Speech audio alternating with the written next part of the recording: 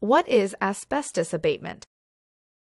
Asbestos abatement involves tearing down and removing or securing asbestos or material containing asbestos within existing buildings or installations. Because asbestos can be very hazardous, you need to perform asbestos abatement when tearing down, rebuilding, or correcting places where asbestos might be located. The history of asbestos.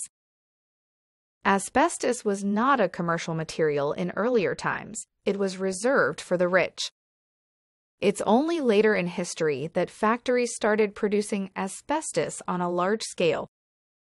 From the end of 1800 till about 1970, the production and use of products containing asbestos increased a lot.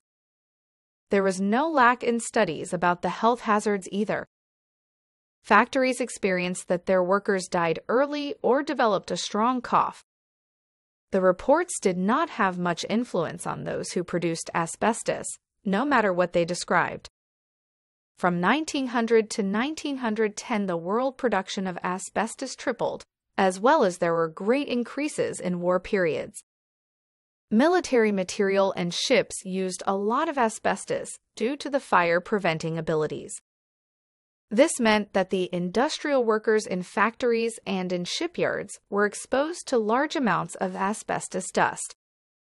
It was not before well into the 70s that they began to worry about the injuries asbestos entailed. In 1985, asbestos was forbidden in Norway due to the risk of cancer, and it was forbidden in the whole of EU in 2005. There are still several places in the world which have not acknowledged the problems using asbestos in products. Brazil, India, and Russia are among those countries who still use asbestos and do not consider it to be hazardous to health.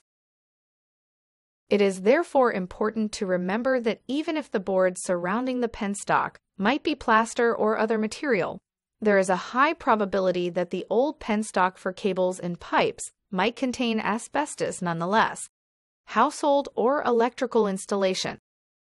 Asbestos was also used a lot in households and in electrical installations because when mixed with plastic, it leads electricity poorly.